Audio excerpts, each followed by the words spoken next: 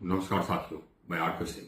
साथियों, जिस समय की हमारे बच्चे बच्चियों का आंदोलन दिल्ली जंतर मंतर में चल रहा था और 20 तारीख को जो उन पर बर्बरता से हमला किया गया पुलिस प्रशासन के द्वारा, ये सब के वीडियोज आप लोगों ने देखा होगा, हमने भी देखा और वीडियोज देख करके मेरा सर शर्म से झुक गया। सरकार में भी जो लोग मंत्रीगण वीडियोज को देखेंगे तो उनका भी सर शर्म से झुक गया होगा या नहीं झुका है तो शर्म की बात। उस वीडियो में आप देखेंगे कि पुलिस के द्वारा बर्बरता से छात्र और छात्राओं को पीटा गया है।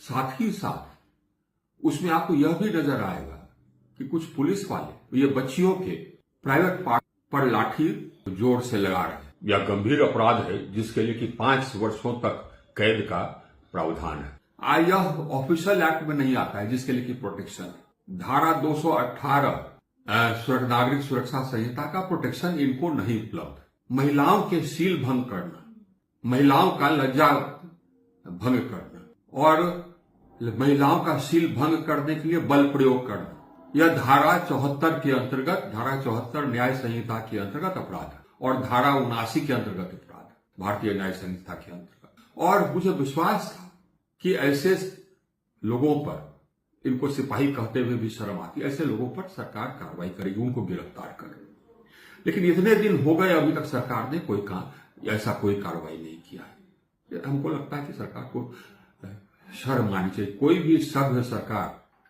इस प्रकार के कार्रवाई को कभी भी बर्दाश्त नहीं करेगा। अंग्रेजी शासन में भी पुलिस ने इस प्रकार का कोई आचरण नहीं किया, महिलाओं के शील भंग करने का जानबूझ के प्रयास नहीं किया। यह शर्म आनी चाहिए और सरकार को इन पर कार्रवाई करनी चाहिए। साथियों, अभी झारखंड में भी आंदोलन, छात्र आंदोलन चल रहा है और वह छात्र आंदोलन भी एक बहुत गंभीर विषय पर चल रहा है। आजकल जो पढ़े लिखे हैं उनमें से 65 से 70% बेरोजगार नौकरी के तलाश में।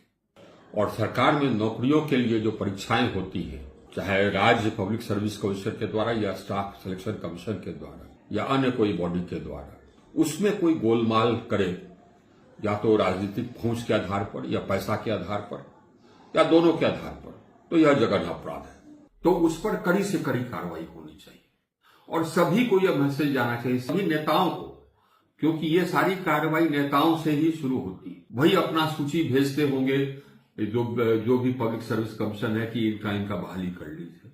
इस सभी नेताओं को सबक मिलना चाहिए कि ऐसा करोगे तो गंभीर सजा मिलेगी। ये आवश्यक है, क्योंकि आज का नौजवान पढ़ता लिखता है और उसके माँ बाप उसको पढ़ाते लिखाते हैं इस आशा से कि नौकरी उसको मिलेगी, अब वो आगे बढ़ सके, परिवार का विकास हो सके। लेकिन उस नौकरी के एग्जाम में, नौकरी के इम्तिहान में गोलमाल हो जाए और नेताओं के कहने पर या पैसे के आधार पर या दोनों के आधार पर, तो यह अक्षम है। झारखंड में 2 बार 3 बार हुआ, इसका तो सबूत सामने आ रहा है। दूसरे राज्यों में भी हुआ हो, तो सभी लोगों को यह सतर्क रहना है और सबको यह मैसेज जाना चाहिए कि पब्लिक सर्विस कमीशन के कर्मचारियों को भी या नेताओं को भी, कि इसमें गोलमाल करोगे तो तुम छूटोगे नहीं।